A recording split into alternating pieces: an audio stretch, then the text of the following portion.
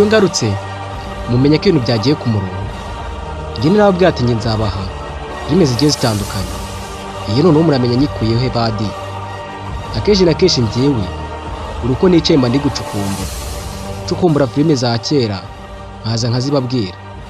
Ndeho ngenda agarutse kuri iyi filime nje kubabwira behind scene y'iyi filime. Abenshi cyane muzi ukuntu yashutinzwemo, ariko njye byose ngenje kubibabwira byose mubimenye.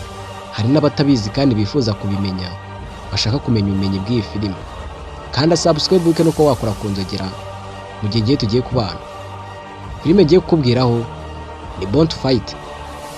Iyi filime ni nziza cyane, jya kugasobanuye wandikemo Born to Fight, urahita uyibona rwose. Hari abantu benshi cyane mutayizi rero, hari n'abo yaryoheye.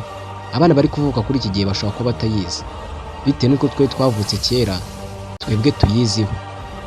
Rero guma ku murongo rero nzi nkubwira iby'iyi nkuru y'iyi filime.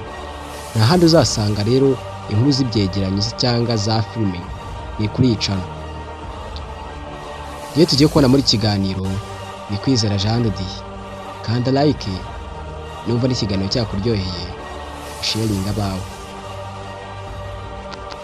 Byinshi cyane mugiye kumenya kuri iyi filime, uburyo yashutinzwemo. Iyi filime muziki ibintu byose mwagiye mureba muri iyi filime ni ibya nyabyo. Reba nk'ahari Gicumba yarashose baro, ahangaha bivuga kuko nta kugura afite. Bivuga ko iki giturage cyari cyajwemo n'ingabo zishaka gufata iki giturage, ariko kubera ko haba harajemo abaturage baba baraje gufasha abantu batishoboye mu kubaha ibiringiti, matora zo kuryamaho ndetse n'ibindi bitandukanye. Rero haza kuza ibyihebe, mukoze rero bikaza bisahura bifata ba bantu bose, kumbe hatazi kuko harimo abantu bize za karate.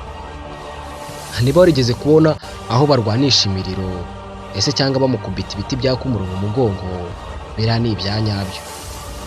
Biriya byabaga ari ibya nyabyo, kandi n'iyo nguyu Gicumba nawe mureba nawe ni ibya nyabyo. Iyi filime yashutinzwe hatagendeye yuko buri muntu wese azi buri kimwe, ahubwo iyi filime yashutinzwe kugira ngo yerekane isomo ko buri muntu wese yakirwanaho. Akenshi na kenshi niba warigeze kubona aho baturitse ibisasu mwa karaga cyaro, biriya bagiye bafata za dynamite bakazituritsa, ariko byasaga nk'aho bafataga intera bakigirayo, bagasa nk'aho bagiye kure cyane, bagatungikayo kamera, kubera ko kamera buriya amashusho buriya yerekanye neza abagaragara, maze ukabona ibintu biraturitse ukagira ngo ni ibya nyabyo. Uriya mupira wabonaga bari gushota koko wakaga, basukaho vidanje kugira ngo wake. Biriya rero biba ari ibya nyabyo cyane, kuko iyi ni filime yashutinzwe nta maji zirimo, ese cyaba badakoresheje CGI. Iyi ni filime yakinwe ari ibintu bya nyabyo.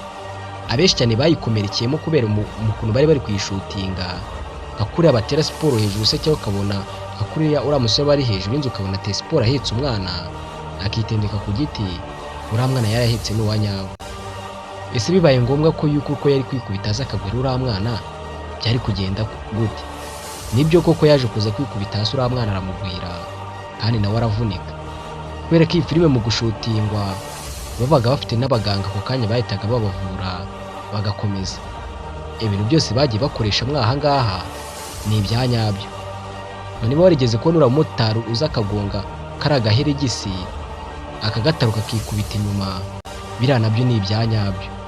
Yarabikoze ariko mu kubikora aravunika, bivuga ko yavunitse urutugu akavunika n'ijosi. Byatumye iyi filime rero ibasha kuba yahagarara rero imara iminsi 3 kugira ngo uyu musore azabanza akire.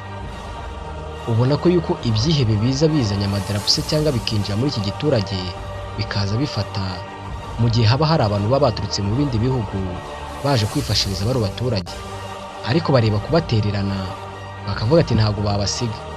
Nibwo intambara itangira rero buri wese akishyira kwizana, uwari Igicumba akarwana, uwo utari uzi kurwana akarwanisha igiti, bose rero birwanaho. Ariko mu by'inyuma byose ibyo ureba byose bari abasore baba bari kurwana cyane, ariko birangira umwanzi bamukubise. Reka dusubire ubutaha, bye bye.